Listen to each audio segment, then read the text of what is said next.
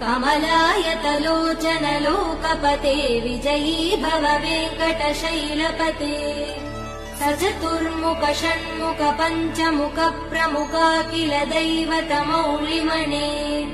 शरणागत वत्सल सारनिधे परिपालय मां वृषशैलपते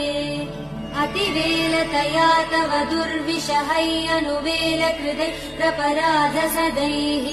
हरितं त्वरितं वृषशैलपते परया कृपया परिपाहि हरे